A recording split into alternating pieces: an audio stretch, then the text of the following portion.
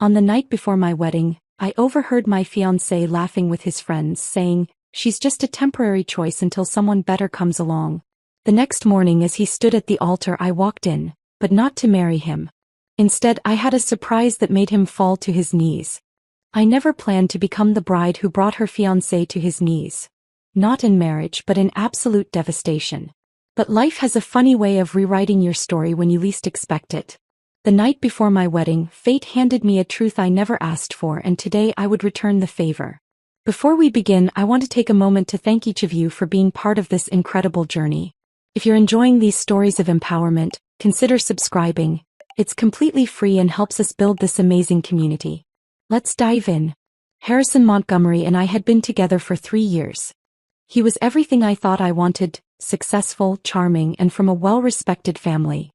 His mother, Diana, had become like my own, filling the void left by my parents' passing. His sister Claire was the best friend I never had. Everything was perfect, or so I believed. The bachelor party was at the Grand Hotel, just down the street from our penthouse. I hadn't planned to go there that night, but I'd forgotten to give Harrison his grandfather's cufflinks, a special request from Diana for the ceremony. The hotel staff knew me well. Harrison and I had hosted numerous charity events there. They directed me to the private lounge without question. That's when I heard it. Harrison's distinctive laugh, followed by words that would shatter my world. "Come on, man, you can't be serious about settling down with Sophia." His best friend Blake's voice carried through the partially open door. "Why not? She's perfect on paper," Harrison replied, his words slightly slurred. "Her trust fund will help expand Montgomery Enterprises, and her connections are invaluable. Besides, she's completely devoted to me." Laughter erupted, but it was his next words that turned my blood to ice. "She's just temporary anyway. Until someone better comes along. Someone more suitable for the long term." I stood there, clutching the velvet box containing the cufflinks as my entire world crumbled. 3 years of memories flashed before my eyes, but now they were tainted with a new perspective. The late-night business calls, the unexpected cancellations, the subtle ways he'd manipulate my decisions. It all made sense. But I didn't cry. Instead, a strange calm settled over me. I returned home and opened my laptop. As Harrison's business partner, I had access to everything: emails, financial records, client information. 4 hours later, I had enough evidence to destroy not just his heart, but his entire carefully constructed world. The morning of the wedding arrived with an unsettling serenity. My hands didn't shake as I applied my makeup, a stark contrast to the trembling excitement I'd imagined feeling on this day. The evidence I'd gathered lay hidden in a cream-colored envelope, tucked safely in my wedding suite. Diana burst into the room, her eyes glistening with motherly pride. "Sophia, darling. The flowers just arrived and they're absolutely perfect." She held up my bouquet of white peonies and blush roses, unaware that it would soon become a weapon rather than a symbol of love. As my bridesmaids fluttered around me like elegant butterflies in their champagne-colored dresses, I caught Claire's reflection in the mirror. Harrison's sister stood behind me, adjusting my veil with such tenderness that my resolve almost wavered. "Almost. I can't believe my brother got so lucky," Claire whispered, squeezing my shoulders. "You're going to take his breath away." "If only you knew how right you are," I thought, maintaining my practiced smile. The next hour passed in a blur of hairspray, lipstick touches, and champagne toasts I couldn't bring myself to drink. Every ping from my phone made my heart race. Not from pre-wedding jitters, but from anticipation of what was to come. My private investigator had promised final confirmations by noon. At 11:43 a.m. the text arrived. "Additional evidence secured. The reporter is in position." I excused myself to the bathroom, phone clutched in my trembling hands. The screenshots confirmed everything: Harrison's offshore accounts, the diverted company funds, and most damningly, emails to his mistress discussing their post-honeymoon plans. The same mistress who, ironically, sat on his company's board of directors. A knock at the door startled me. "Sophia? The coordinator says we have 30 minutes, Claire called out. "Just finishing up," I responded, my voice steady despite the storm raging inside me. I took one last look at myself in the bathroom mirror. The woman staring back wasn't the same person who'd spent yesterday morning writing her vows with tears of joy. This woman wore her wedding dress like armor, her red lipstick like war paint. When I emerged, Diana pulled me aside. "I want you to have this," she said, fastening a delicate pearl necklace around my neck. "It's been in the Montgomery family for generations. Harrison's grandmother wore it on her wedding day. The pearls felt like ice against my skin. Another family heirloom that would become part of this day's collateral damage." "Thank you, Diana," I whispered, hugging her tightly. "I want you to remember that no matter what happens today, you've been more of a mother to me than I could have ever hoped for." She looked at me quizzically, but before she could respond, the wedding planner appeared, headset in place, clipboard at the ready. "Places everyone. The guests are seated and the groom is at the altar." My bridesmaids lined up, their excitement palpable. Claire kissed my cheek before taking her place at the front of the line. I waited until they'd all left before retrieving the envelope from its hiding place and sliding it into a discreet pocket sewn into my dress. The church doors closed behind them, leaving me alone in the vestibule. Through the heavy wood, I could hear the string quartet playing Pachelbel's canon, the same song Harrison and I had chosen together on a rainy Sunday months ago. My phone buzzed one final time. Reporter and photographer in place. Business partners all present. Police contact on standby. I deleted the message and tucked the phone away. The wedding coordinator appeared beside me, radiant with professional cheerfulness. "Ready, Ms. Grant?" I thought of the moment I'd first met Harrison at that charity gala, how his smile had lit up the room. I thought of our first kiss in the rain, the way he'd proposed under the stars in Tuscany, all the dreams we'd shared. Then I thought of his cruel laughter last night, the years of lies, the carefully orchestrated deception. The church doors swung open. The wedding march began to play and 200 guests rose to their feet. At the end of the aisle, Harrison stood tall and handsome in his tuxedo, beaming with practiced charm. He had no idea that in less than 5 minutes, that smile would shatter along with his reputation, his business, and his carefully constructed world. I took my first step forward, clutching my bouquet. The weight of the envelope against my thigh reminded me of my purpose. This wasn't a wedding march. It was a countdown to destruction. "Yes," I told the coordinator, my voice steel-wrapped in silk. "I'm ready." Each step down the aisle brought flickers of memories, moments I'd once treasured but now recognized as carefully crafted deceptions. The soft whispers of "beautiful bride" from the guests felt like bitter ironies against my skin. Harrison's smile grew wider as I approached, his confidence unwavering, the perfect mask of a man who thought he had everyone fooled. 3 steps from the altar, I caught Blake's eye in the front row. His smirk faltered slightly when I held his gaze, perhaps sensing something amiss in my expression. Next to him sat Rebecca Matthews, Harrison's business associate, wearing a tasteful navy dress that I knew cost more than most people's monthly salary, a dress likely purchased with diverted company funds. 2 steps away and I could see Diana dabbing her eyes with a monogrammed handkerchief. Claire stood among my bridesmaids, practically bouncing with excitement. The sight of them made my heart clench, knowing they were about to become collateral damage in Harrison's downfall. One final step. "You look stunning," Harrison whispered, reaching for my hand. I stepped back just slightly. Just enough. The priest opened his mouth to begin, but I turned to face our audience instead. The envelope felt heavy against my thigh as I reached for it, the sound of the seal breaking echoing in the sudden silence. "Before we begin," my voice carried clearly through the church, "I'd like to share some readings. Not from the Bible, but from Harrison's private emails to Rebecca Matthews, dated throughout our engagement." The color drained from Harrison's face as I pulled out the first document. Rebecca shifted uncomfortably in her seat, while confused murmurs rippled through the congregation. "My dearest Rebecca," I read, my voice steady. "Once the wedding secures the merger and Sophia's trust fund is accessible, we can proceed with our original plan. She suspects nothing." The murmurs grew louder. Harrison stepped toward me, but I moved away, pulling out more papers. "But wait, there's more," I continued, my smile sharp as glass. "Would anyone like to hear about the offshore accounts? Or perhaps the creative accounting at Montgomery Enterprises? I have copies for everyone, including the SEC representatives who should be arriving right about." The church doors opened with perfect timing, revealing 2 suited agents. "Now." Harrison lunged for the papers, but I'd anticipated this. I let the documents scatter, watching as they floated down like toxic snowflakes, each one revealing another layer of his corruption.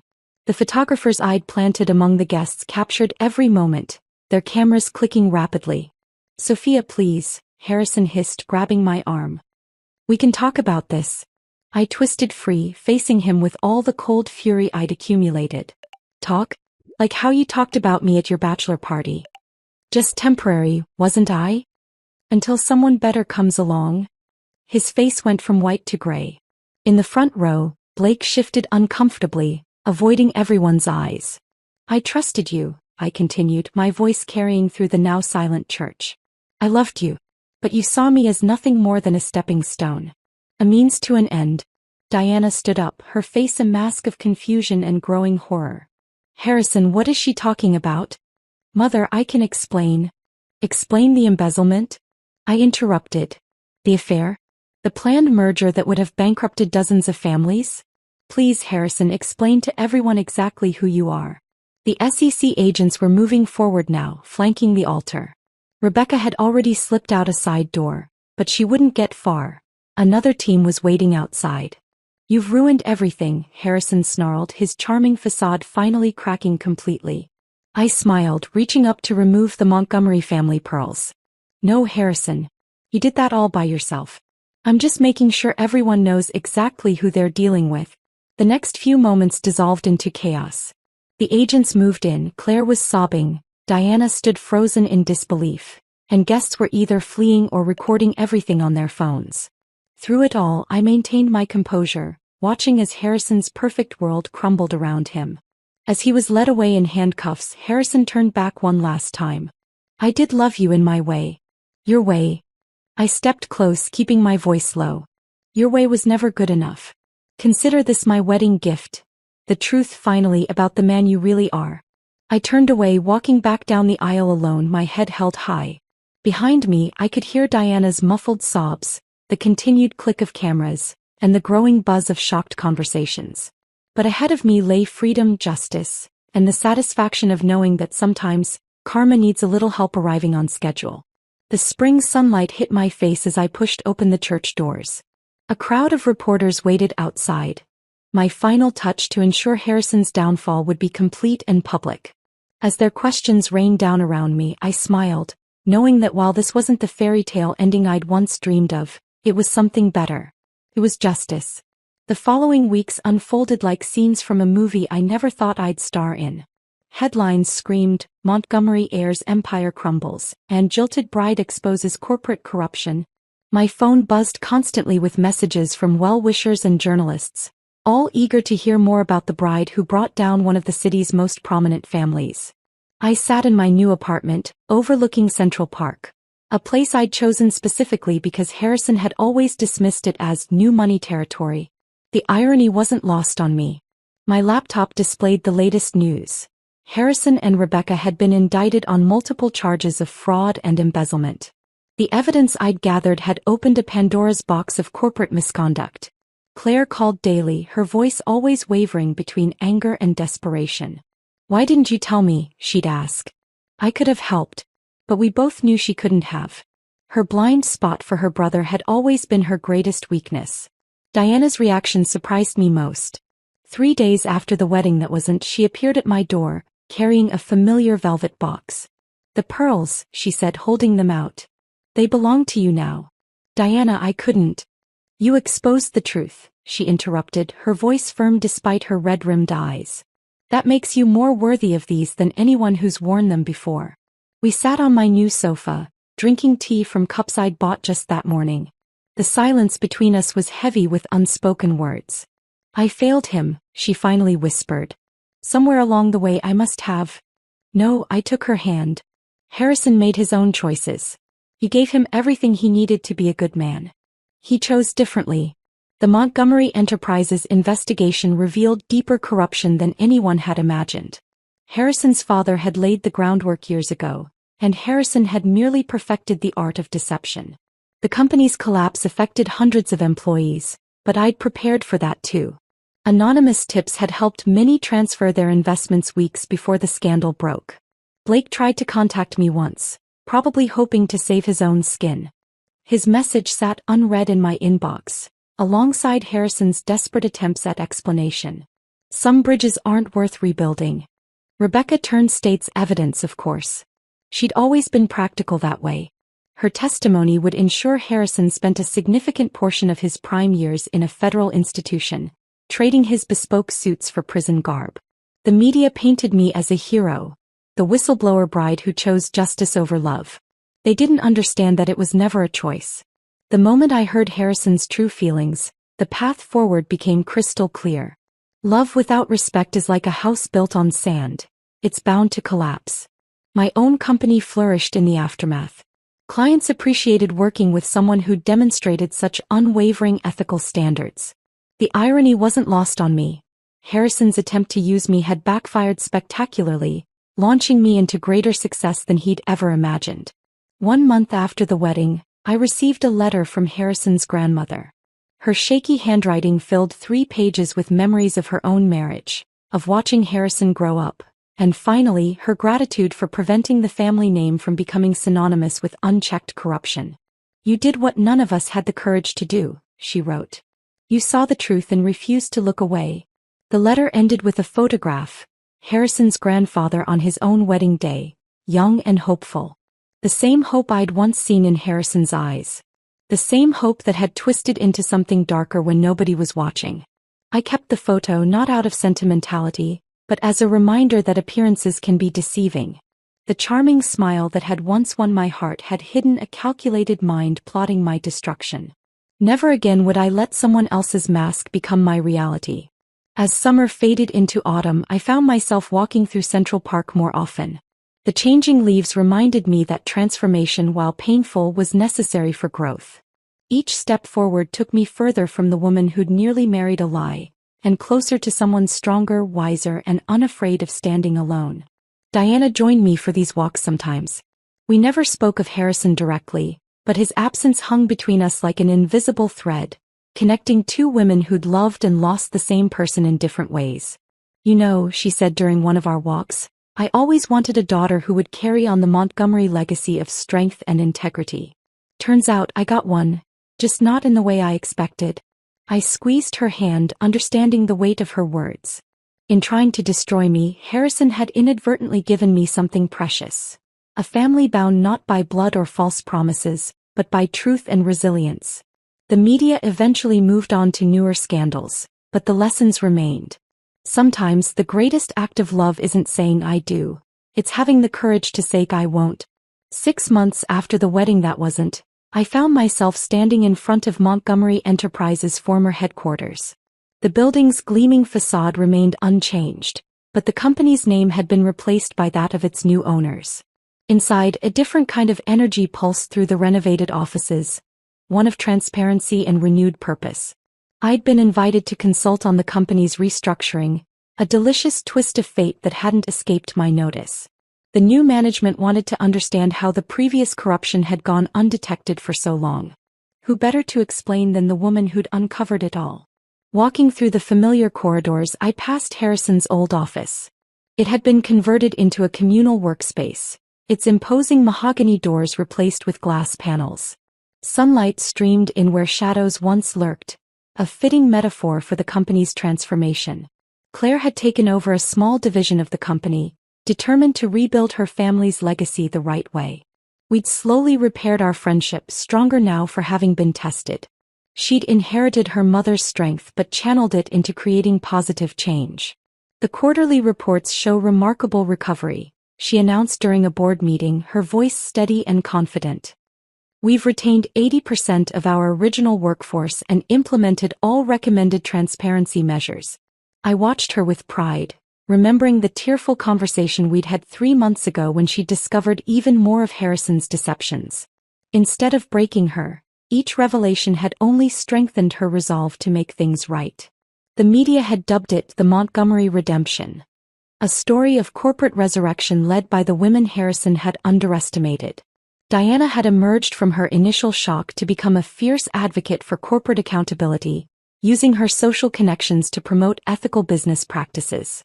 My own consulting firm had expanded rapidly, specializing in corporate fraud prevention. Companies sought our services, hoping to avoid becoming the next cautionary tale. Each client brought new challenges, but none quite matched the satisfaction of dismantling Harrison's carefully constructed house of cards. The investigation had uncovered connections to other prominent families, leading to a domino effect of exposures and resignations. Harrison's circle of privileged conspirators had crumbled, their influence evaporating in the harsh light of scrutiny. Rebecca's testimony had proven invaluable to the prosecution. She'd provided details of meetings in exotic locations, of documents destroyed and accounts hidden. Her cooperation had earned her a lighter sentence, but the stigma would follow her long after her release. Blake had tried to reinvent himself as a whistleblower, claiming he'd always had suspicions about Harrison's dealings. No one bought it. Last I heard, he'd moved to a small town in Montana, his dreams of social climbing buried under the weight of his complicity. Harrison's trial was set for spring. His legal team had attempted every delay tactic possible, but justice had a way of catching up. I'd been called to testify, a prospect that filled me with a strange mix of dread and anticipation. One evening as I was leaving the office, I received an unexpected call from Harrison's grandmother. "I've been going through old family albums," she said, her voice crackling with age and emotion. "There's something you should see." Over dinner in her elegant townhouse, she showed me photographs of Harrison as a child.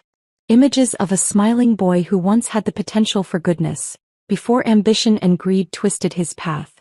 "I watched him change," she confided, her fingers tracing the edges of a yellowed photograph. "Year by year, success by success, he became someone I didn't recognize. You saw it too, didn't you?" "Before anyone else did." I nodded, remembering subtle moments when Harrison's mask had slipped, a cruel comment here, a dismissive gesture there. Signs I'd chosen to ignore until that fateful night before our wedding. "The Montgomery name meant something once," she continued, closing the album. "Thanks to you, Claire and Diana, it might mean something worthwhile again." As I drove home that night, the city lights blurred into streams of gold and silver. I thought about legacy, not just the Montgomerys but my own. In choosing to expose the truth, I'd helped create a ripple effect of positive change. The wedding dress still hung in my closet, a reminder not of what I'd lost but of what I'd gained: strength, clarity, and the knowledge that sometimes the best revenge isn't destruction, but reconstruction. Building something better from the ashes of deception. Tomorrow, I would meet with another company seeking guidance on ethical business practices. The irony wasn't lost on me. Harrison's betrayal had led me to my true calling. In trying to use me as a stepping stone, he'd inadvertently helped me find my path. The night before my wedding, I'd overheard a truth that shattered my world. Now 6 months later, I'd helped build a new one, stronger, clearer, and far more authentic than the illusion I'd almost married into. Spring arrived with an unexpected weight. Harrison's trial loomed on the horizon. The courtroom buzzed with tension as I took the witness stand, my voice unwavering as I recounted every detail. His eyes never left me during my testimony, but they no longer held the power to make my heart race. Instead, I saw him clearly for who he was. A man whose greatest defeat was being exposed for his true nature. The evidence was overwhelming. Each document I'd gathered that fateful night before the wedding became another nail in the coffin of his defense. His lawyers attempted to paint me as a vengeful woman scorned, but the paper trail told a different story, one of calculated frauds spanning years. The most poignant moment came when Diana testified. She sat straight-backed in the witness chair, her elegant composure intact as she detailed how her own son had manipulated family funds and betrayed generations of trust. "The truth," she stated clearly, her voice carrying through the hushed courtroom, "must stand above blood." Harrison's face crumpled at her words. For the first time, I saw genuine emotion break through his practiced mask. The realization that he'd lost not just his freedom, but his mother's unwavering support. The trial lasted 3 weeks. Each day brought new revelations, more evidence of how deep the corruption had run. Former employees testified about threats and coercion. Business partners revealed how they'd been drawn into Harrison's web of deceit. Through it all, I sat in the gallery beside Claire, watching the man we'd both loved reveal his darkest colors to the world. The verdict came on a rainy Thursday afternoon. Guilty on all counts. The sentence, 15 years, no possibility of early parole. As the judge read out the terms, I studied Harrison's profile, still handsome but somehow diminished. The charming smile that had once won over boardrooms, and my heart was nowhere to be seen. Rebecca, having pleaded to lesser charges in exchange for her testimony, received 5 years. She avoided my gaze as she was led away, her designer outfit replaced by prison orange. Blake, charged as an accessory, accepted a plea deal that included community service and hefty fines. Outside the courthouse, reporters clamored for statements. Diana stepped forward, Claire and I flanking her sides. "The Montgomery family," she announced, her voice steady, "has always valued integrity above all else. Today's verdict, while painful, upholds that tradition. We thank the jury for their service and justice for prevailing." Later that evening we gathered at Diana's townhouse. Not to mourn but to close a chapter. Claire brought out a bottle of champagne, the same vintage we'd planned to serve at the wedding. "To truth," she toasted, her eyes meeting mine. "And to the sister I almost had, who turned out to be more family than my own brother." Diana reached for my hand as we sipped our champagne. "You know," she mused, "I've been thinking about what you said that day at the altar, about love and truth.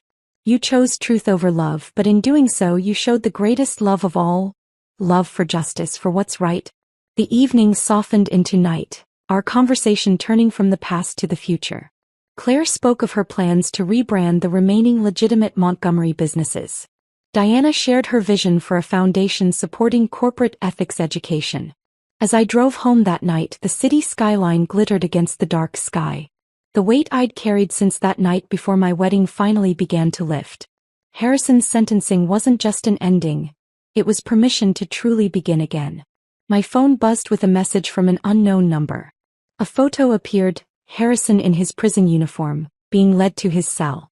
Below it, words from a sympathetic guard. "Thought you'd want to see this. Justice served." I deleted the message without responding. I didn't need to see Harrison brought low. I'd already seen him at his highest and found him wanting. My revenge wasn't in his imprisonment, but in the freedom I'd found by exposing the truth.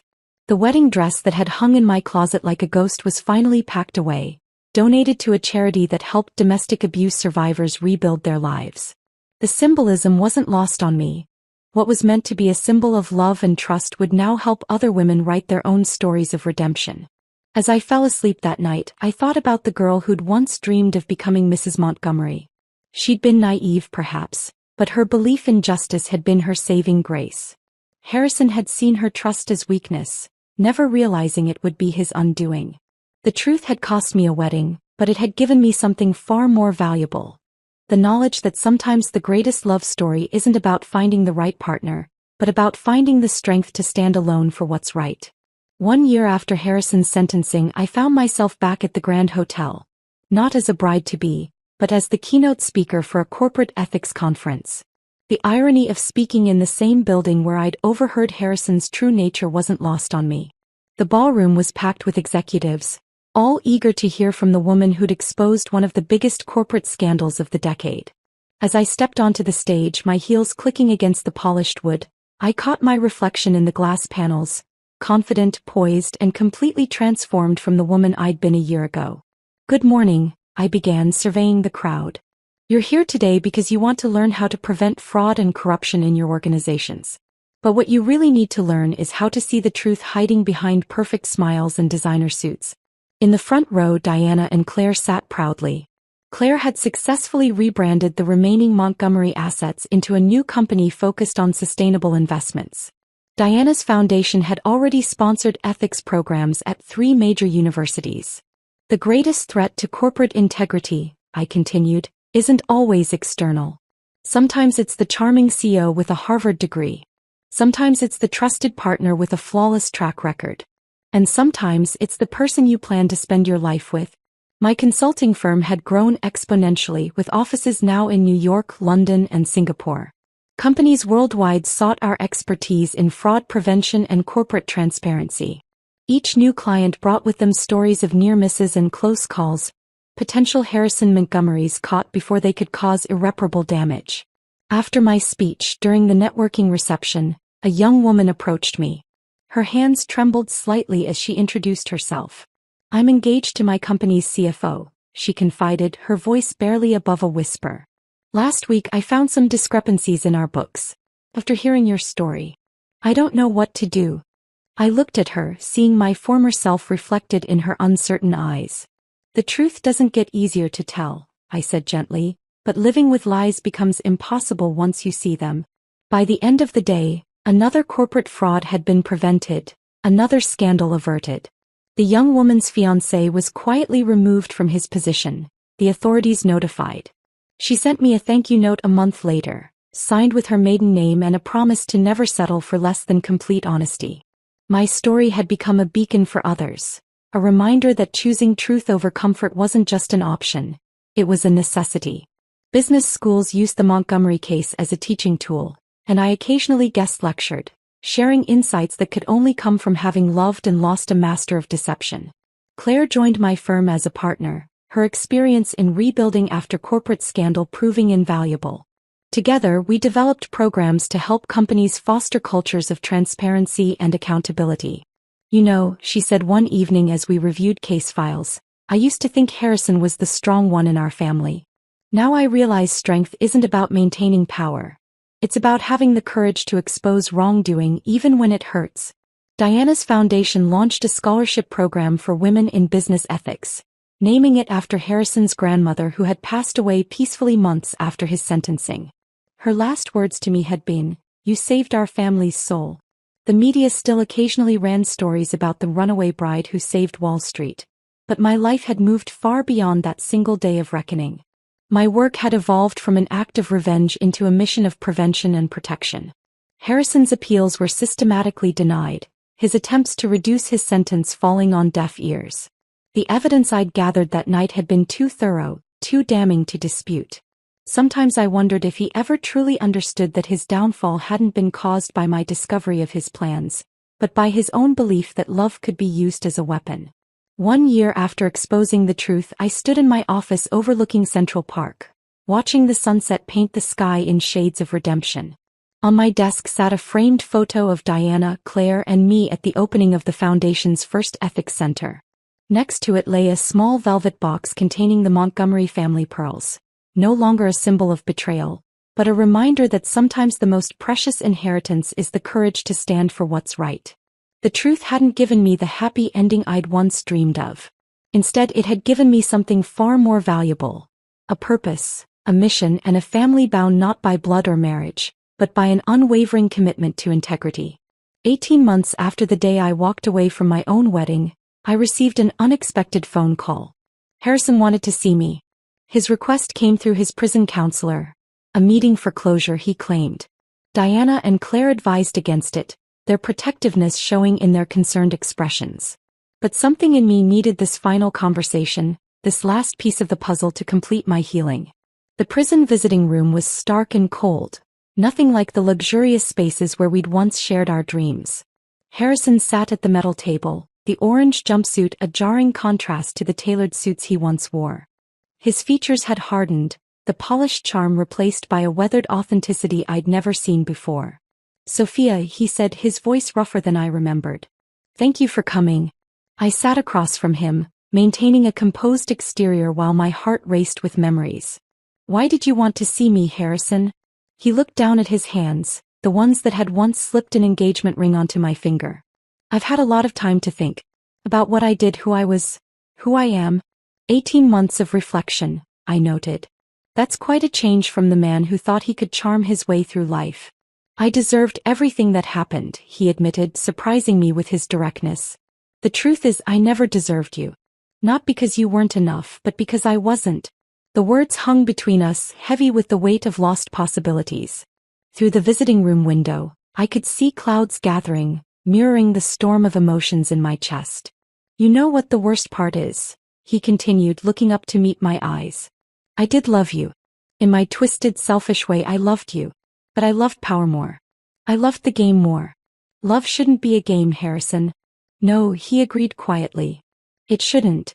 We sat in silence for a moment, the distant sounds of the prison creating a somber backdrop to our final conversation. "Rebecca's been writing to me," he said suddenly. "Asking for forgiveness. As if forgiveness could undo what we did."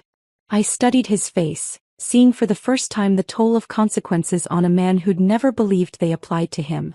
Are you asking for my forgiveness too? No, he shook his head. I'm asking for you to know that you were right. About everything. The woman who walked away from that altar was stronger than the man standing at it ever was. The guard signaled that our time was nearly up. Harrison straightened, a shadow of his old composure returning. I heard about your work, he said. The Ethics Foundation, the consulting firm. You've built something meaningful from the ashes of what I destroyed. We all did, I replied. Your mother, Claire. We found strength in the truth you tried to bury. As I stood to leave, Harrison called out one last time. The night before the wedding, when you overheard me, was that the first moment you knew? I turned back, remembering the girl who'd stood outside that door, clutching those cufflinks. No, I answered honestly. It was just the first time I admitted what I'd always known. Walking out of the prison, I felt lighter somehow. Not because Harrison had changed or because his recognition of his faults had given me validation. I felt lighter because I finally understood. My strength hadn't come from exposing his lies or walking away from our wedding. It had come from choosing truth over comfort, justice over love, integrity over illusion. Diana was waiting in the parking lot, her presence a silent support. Are you okay? She asked as I slid into the passenger seat. Yes, I smiled, realizing it was completely true. I really am. As we drove away, I watched the prison disappear in the side mirror. Harrison would serve another 13 years, but I was already free. Free from the weight of what-ifs and might-have-beens.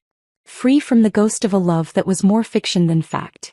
The sky had cleared, and ahead of us, a rainbow arched across the horizon, nature's reminder that after every storm, there's a chance for something beautiful to emerge. My phone buzzed with a message from Claire. The Foundation's latest initiative had received full funding. Life had a funny way of working out. I'd lost a fiancé but gained a family. Lost a dream but found a purpose. The night before my wedding had seemed like an ending, but it had really been a beginning. The start of a journey toward something far more precious than the fairy tale I'd almost settled for. The truth, it turned out, hadn't just set me free.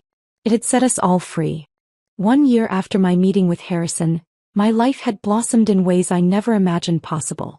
The Ethics Foundation had expanded globally, and our consulting firm had become the gold standard in corporate transparency. But it was a different kind of meeting that would mark this chapter of my story. I was giving a lecture at Columbia Business School when I noticed him in the audience. Dark eyes fixed intently on my presentation, asking thoughtful questions about preventive measures against corporate fraud. Professor Marcus Chin, visiting faculty from Stanford, specialized in business ethics and corporate responsibility. After the lecture, he approached me with an interesting proposition. Ms. Grant, your experience could revolutionize how we teach ethics in business schools. Would you consider collaborating on a comprehensive curriculum? There was something refreshingly genuine about him. No hidden agendas, no carefully crafted persona.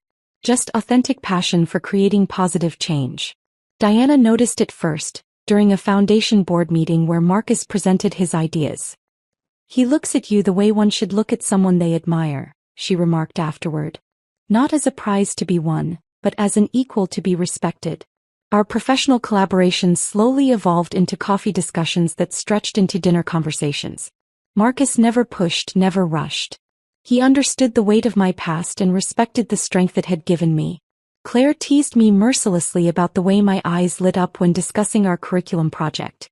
You know, Sophia, it's okay to be happy again. To trust again. But trust wasn't something I gave easily anymore. One evening, over dinner at a quiet restaurant in Greenwich Village, I told Marcus everything. Not just the headlines he'd read, but the raw truth of loving someone who saw you as nothing more than a means to an end. His response was simple but profound. Thank you for trusting me with your story. It couldn't have been easy to share. Months passed and our curriculum project flourished. Business schools across the country began adopting our ethics program. Marcus and I spent countless hours refining case studies, including the Montgomery scandal, now taught as a landmark example of corporate fraud detection. One rainy evening, as we walked through Central Park after a successful presentation, Marcus stopped under the shelter of a massive oak tree. You know what amazes me about you, Sophia? He said, raindrops glistening in his hair. Not just your strength in exposing the truth, but your courage to remain open to possibility, even after everything. I looked at him, really looked at him, and saw what Diana had noticed months ago. Here was a man who had built his career on teaching ethics not because it was profitable, but because he believed in it. Someone who saw my past not as baggage but as wisdom earned.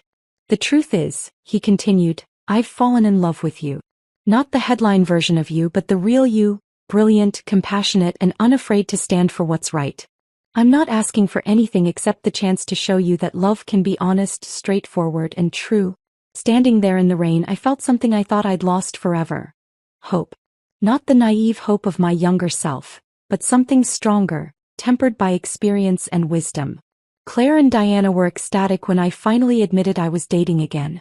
Life has a way of bringing us exactly what we need, Diana said, squeezing my hand. Sometimes it's the courage to expose a lie, sometimes it's the strength to embrace a truth. The Foundation's annual gala provided a perfect opportunity to make our relationship public. As Marcus and I danced under the crystal chandeliers of the Grand Hotel. Yes, the same one where I'd overheard Harrison's betrayal. I realized how far I'd come. You're thinking about that night, aren't you? Marcus asked softly. Yes, I admitted. But not with regret. That night taught me to trust my instincts, to demand truth and love. It led me here. He smiled, understanding in his eyes. To quote your famous speech, the truth doesn't always give you the ending you wanted, but it always leads you to the one you need. As we swayed to the music, I caught Diana's knowing smile from across the room.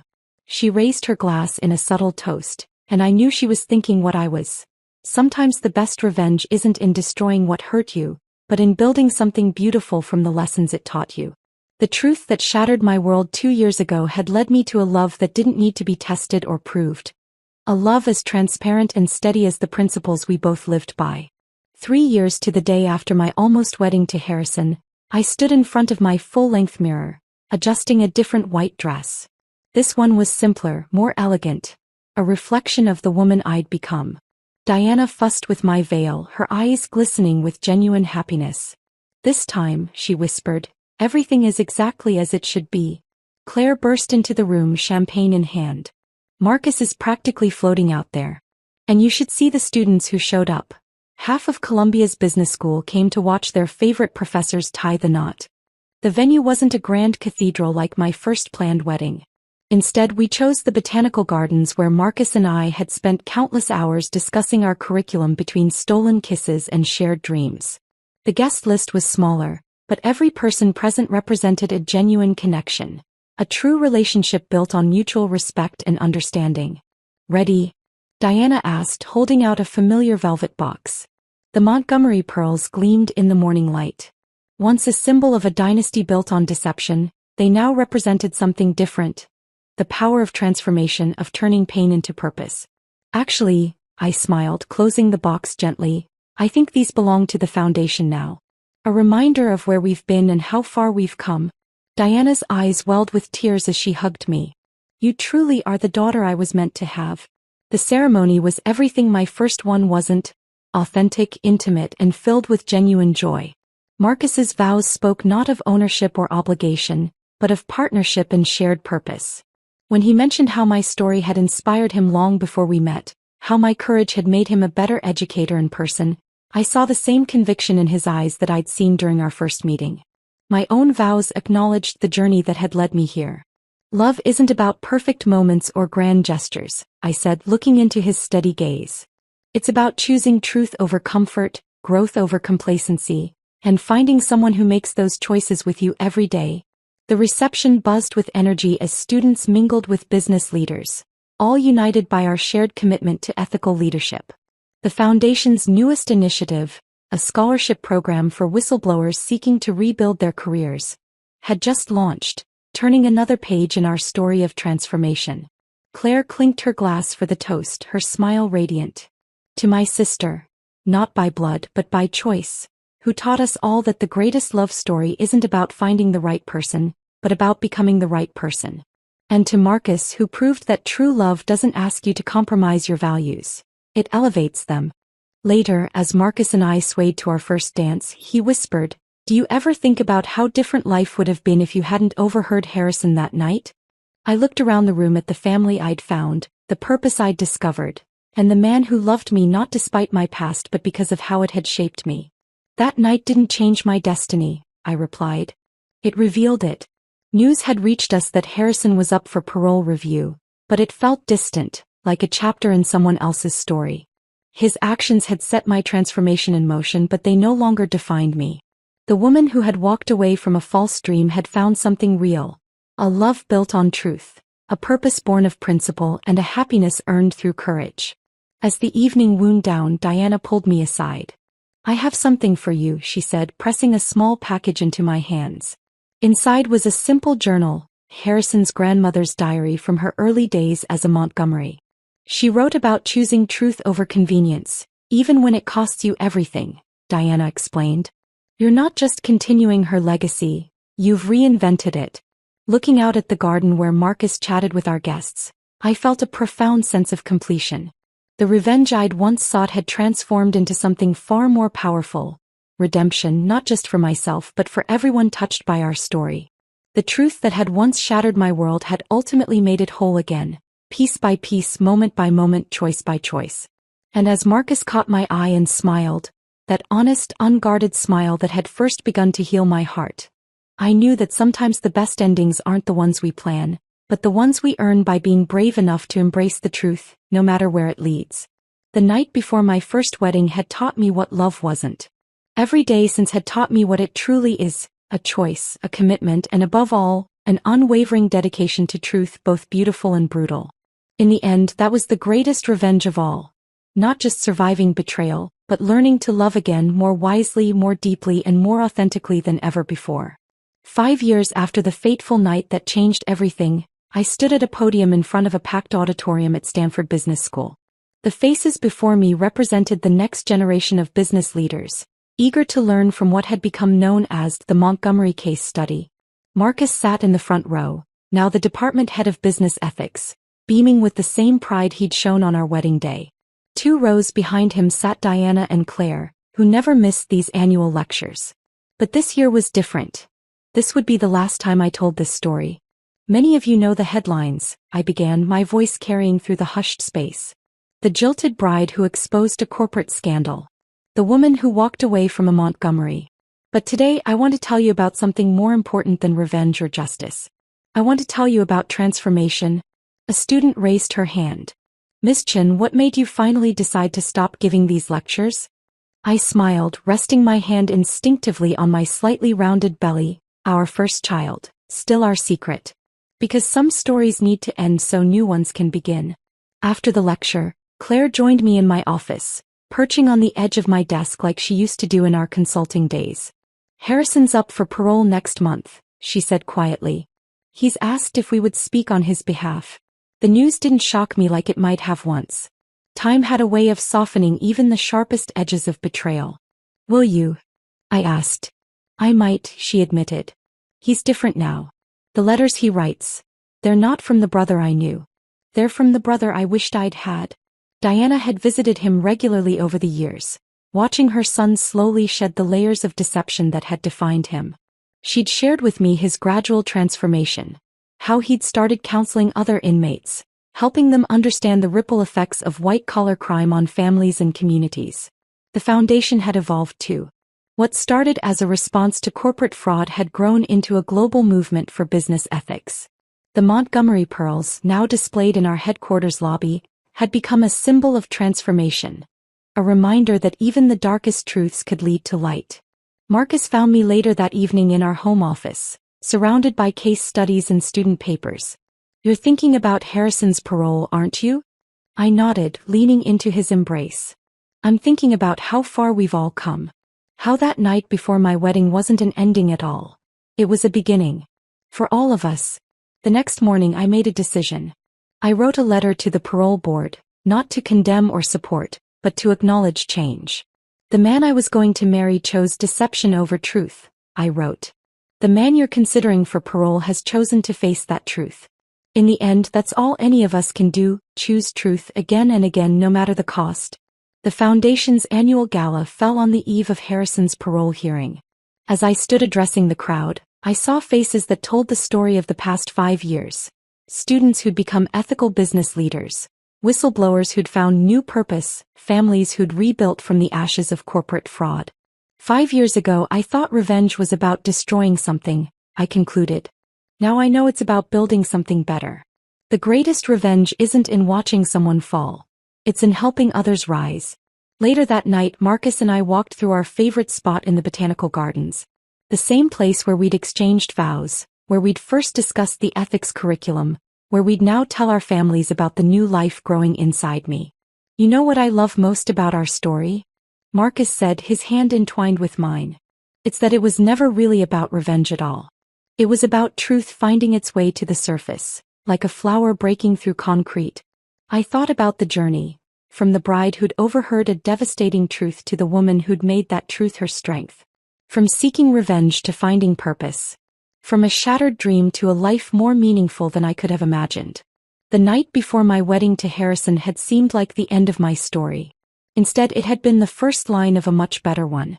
A story about choosing truth over comfort, growth over vengeance, and love that didn't need to be proven because it proved itself every day. As Marcus and I walked home under the stars, I touched my belly gently, thinking of the new chapter we were about to begin. Sometimes the best revenge isn't in the ending of one story, but in the beginning of a better one. Full circle brought the most unexpected closure when, exactly 6 years after that fateful night at the Grand Hotel, I received an invitation that made my hands tremble. Harrison had been released on parole, and Diana was hosting a small family dinner. The reason for the gathering stopped my heart for a moment. Harrison wanted to make amends formally and properly to everyone he had hurt. Marcus squeezed my hand as we pulled up to Diana's townhouse. Our daughter Grace slept peacefully in her car seat, unaware of the weight this evening carried. At 8 months old, she embodied everything pure and honest that my life had become. Claire met us at the door, her eyes showing a mix of anxiety and hope. "He's different," she whispered as she hugged me. "Really different." Harrison stood as we entered the dining room. Prison had aged him, stripped away the polished veneer he'd once worn like armor. His designer suits were replaced by simple, modest clothing. But it was his eyes that showed the most change, clear, direct, without the calculating gleam I remembered. "Sophia," he said softly, then corrected himself, "Mrs. Chen. Thank you for coming." Diana had arranged the seating thoughtfully, Marcus and I on one side, Harrison on the other, with Claire and herself as buffers. Grace's portable bassinet sat beside me, and Harrison's gaze kept drifting to her with something like wonder. "She's beautiful," he said during the soup course. "She has your determination in her eyes." The conversation moved carefully, like dancers avoiding invisible obstacles. Harrison spoke about his work in prison, counseling other white-collar criminals, helping them understand the true cost of their actions. He'd started a program that connected imprisoned fraudsters with their victims' families, fostering understanding and real remorse. "The Foundation's work reached us even inside," he explained. "Your ethics curriculum became part of our rehabilitation program. I taught it to other inmates, never telling them that the case study was my own story." Over dessert, Harrison cleared his throat. "I've prepared something if you'll allow me to read it." From his pocket he withdrew a worn piece of paper. "Dear Sophia," he began, his voice steady but humble. "Thank you. Not for what you prevented me from doing to you, but for what you helped me become by exposing who I was. The night before our wedding, you heard the truth about who I was then. Tonight, I want you to hear the truth about who I am now." Grace chose that moment to wake, her small cry cutting through the emotional tension. Without thinking, I lifted her and she settled against my shoulder, watching the gathering with curious eyes. "The Montgomery name once stood for power at any price," Harrison continued, looking at my daughter. "Thanks to you, Claire, and Mother, it now stands for integrity. The greatest gift you gave wasn't just stopping me. It was showing me a better way to live."